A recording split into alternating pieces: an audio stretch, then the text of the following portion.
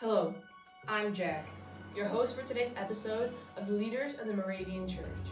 Today, we'll be interviewing Count Nicholas Ludwig von Zinzendorf. Thank you and welcome.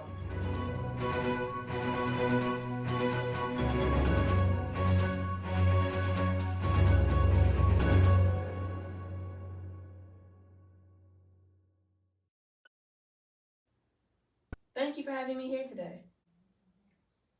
My pleasure. So now, it's time to get into the interview.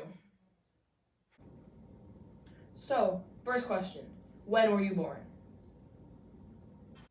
I was born in Dresden, Germany, into one of the most noble families in Europe. Where did you study? I studied at Frances Pedagogium in Halle, but later moved to Wittenberg because my parents wanted me to study law instead of theology. Why did you start the Moravian Church? I decided to start the Moravian Church because when I was a young boy, I started a secret society called the Order of the Mustard Seed.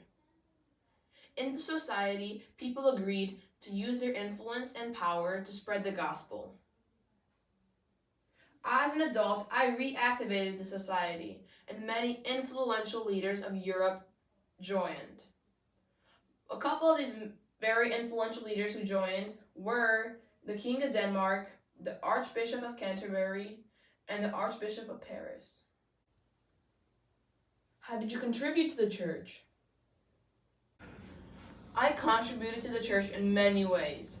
First, I started a powerful prayer meeting that lasted for over 100 years. I didn't live to see the end of it though. I also wrote many hymns, to be exact, over 2,000 of them. I also started a community called Herrenhut on my estate. Herrenhut stands for the Lord's Shelter. In this community lived the Bohemian Brethren. The community began when I permitted some members of the Moravian sect who were fleeing from persecution to live on my estate. In 1732, Herrenhut's population grew to over 600 people. This same year, the community sent out its two first missionaries. After forming many congregations, I went to live in the West Indies, where I laid the groundwork for the Moravian Church in England. When I was made bishop of the Moravian Church, I was expelled from Saxony. But I was welcomed by John Wesley in America, where I established many churches in several Pennsylvania towns.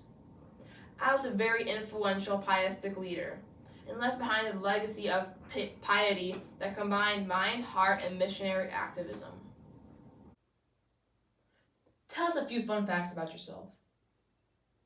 Sure. One fun fact about myself is that I was a natural orator, and though my dress was simple, it gave the appearance of impression, of distinction, and force. When did you die? I died on May 9th, 1960, in Herrenhut, Germany. Thank you for joining us today, Count Zinzendorf. And for all you people, thank you for watching. Remember to trust God.